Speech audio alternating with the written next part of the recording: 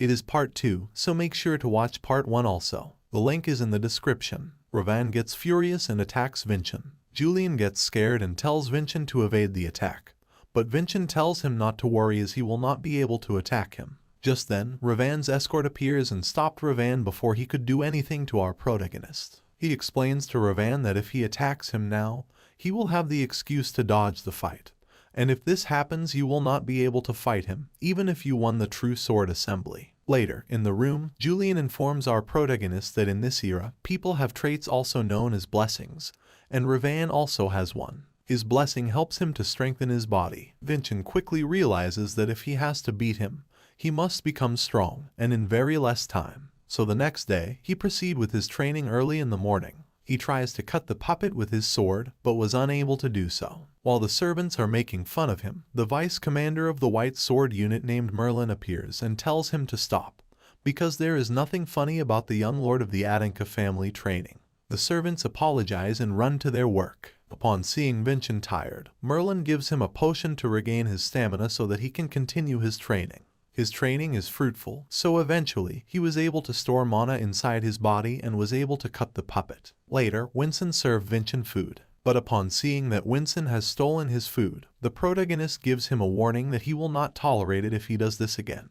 Winston tries to scare Vincent by telling him that he used to be a backstreet gangster, but Vincent pays no attention to it. On contrary, he surprises Winston by showing him that now he can use mana. Later, Merlin visits the place where Vincent was training, and gets surprised that he was able to cut down a puppet with a wooden sword. In addition, he wonders what type of training he was doing to gain such proficiency in swordsmanship in such a short time span. On the other side of the story, we see that Ravan is working out at his home with a large, weighted sword as that recurring thought keeps popping into his head. Image of Vincent startling him. Just then Ravan's father enters the room and tells him that if they wish to escape the life of poverty and the sorrow of the branch families, Ravan must defeat Vincent. Just like Vincent's father in his previous life, Ravan's father was so jealous of the main family, so he imprinted in his son's mind that he must defeat the main family.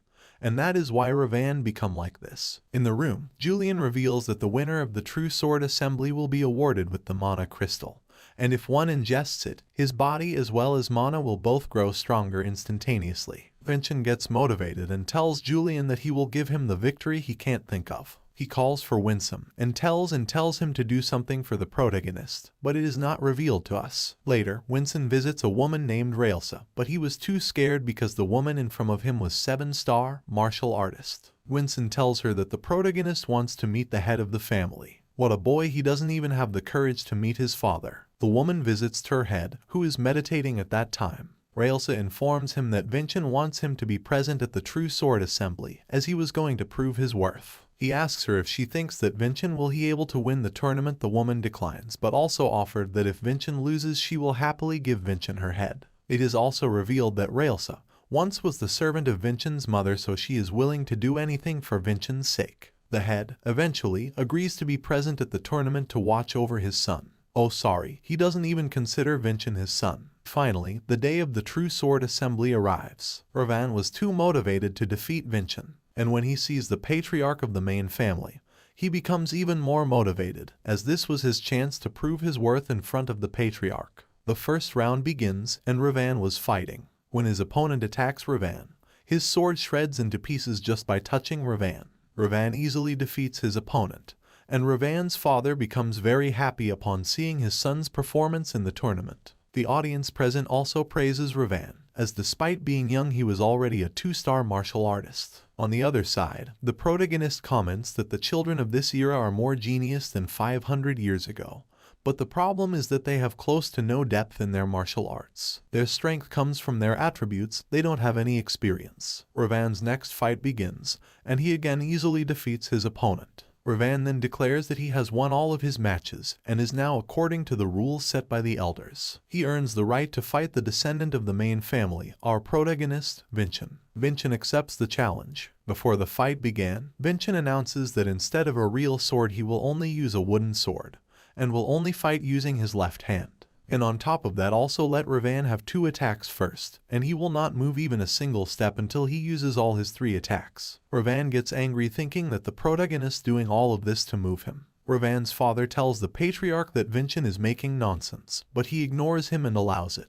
In addition, he also tells Vincent to prove his word through his action. Vincent has a smile on his face. The fight to prove their worth finally starts. Ravan suddenly launches his attack, but Vincent, on the other hand, easily opposes his sword with his bare hand. It surprises Regin quite a lot. Now he has one free attack, so again tries to attack our protagonist, but Vincent again easily evades his attack and throws Ravan on the ground. Ravan has used all of the attacks, so now it is time for our protagonist to play his moves. Everyone, including Vincent's father, gets surprised upon seeing Ravan struggling against a guy who cannot even use mana. Pity for this guy who is not aware of the fact that our protagonist now can use mana. Ravan again gets up and tells him that he might have received the blessing of weak men or God, which is why he becomes strong in a short period of time. Ravan then attacks our protagonist, but Vincent was able to read his moves, so he easily evades Ravan's attacks and then attacks Ravan. But Vincent's attacks have no effect, because the wooden sword is not able to break the defense of the strengthening body. Ravan gains confidence and launches another attack, but Vincent pushes him back and decides to give his all in his next attack, because after his next attack he will not be able to fight longer. He then tells Julame to watch his new skill, which he mastered.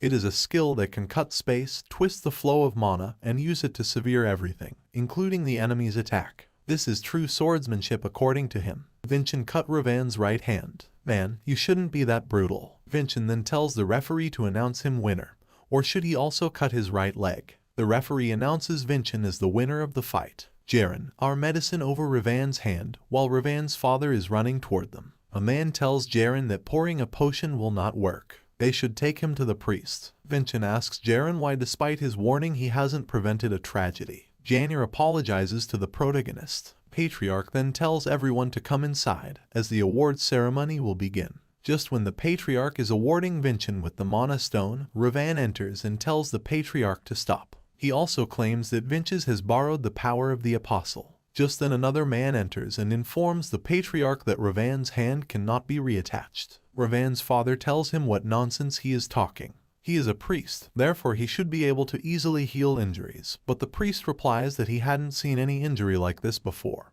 and it is severed by something his divine abilities cannot heal. Ravan's father desperately exclaims that Vincent must have used some tricks to defeat Ravan. Vincent comes forward and orders Jaren to arrest Ravan's father because it is the Patriarch who announces Vincent as the winner of the tournament. And right now he is denying the Patriarch's authority as well as the authority of the guests present at the time of the fight. Upon listening to this, Jaren arrested Charles Adinka. Patriarch then praises Vincent, and Julian becomes happy because it was not easy to receive praise directly from the Patriarch. Then upon Julian's advice, Vincent comes forward and suggests the priest to use his mana crystal to reattach Ravan's hand. He then tells Ravan's father that he can heal Ravan, but in return, he must sacrifice his hand. Charles accepts his offer to sacrifice his own hand for his son. Just when Charles was about to cut his hand, Vincent acts cool and tells Jaren to prevent any mishaps, so Jaren easily cuts the sword. Vincent then gives his mana stone to the priest, who uses it to reattach Ravan's hand. Winston, who was listening to everything from behind the closed gate, recalls the scene where the protagonist tells him to choose if he wants to work under him out of fear, or if he wants to be loyal to the protagonist, and as of now, the protagonist becomes too cool for him. He chooses to become loyal to the protagonist. Inside the room, Ravan was crying while hugging his father, while Vincent was sitting on his chair inside the room. Winston arrives and informs him that he is bringing him food. Just then, a man enters the room and introduces himself, Dullian, a Pontifex of Gaia. He was the same priest to heal Ravan. When Vincent asks him why he is here, Dullian expresses his gratitude for helping earlier, and gives him a man stone which he truly deserves. When the protagonist asks him why is he giving mana stone to him, Dullian explains that because of him he was able to understand the value of mana stone and human life. In addition, Dullian also gives him a token and explains that if he ever wants help from the temple, he can show this card, and they will help him. Later, Julian explains to him that the Patriarch usually eats alone, but once he invites Julian's sister to eat with him, because she had an overwhelming win in the True Sword Assembly, and there is a chance that today he might also invite our protagonist. Just then Wilson opens the gate, and before he can complete his sentence, Vincent already guessed that the Patriarch invited him. At the doorway, Vincent meets his stepmother, Hylium, who praises him for winning the True Sword tournament. In the room, the patriarch reveals that he just invited him for 2 reasons. First is to congratulate him, and second, to check whether Carl's concerns were true or not, whether our protagonist has made a contract with Apostle or not. Just then, Vincent's stepmother uses his power to check the truth, and she tells the patriarch that he doesn't seem to have a supporter. She also reveals that the technique he used once belongs to the hero Kajin, and he uses this skill to defeat the archdemon Davin. The protagonist gets angry upon hearing this because the skill didn't belong to Kajin but to Davin. Just then, his stepmother acts like a maniac and demands an explanation of how he was able to learn this skill. That is all for today. If you enjoyed the video, please like the video and subscribe to the channel for more videos.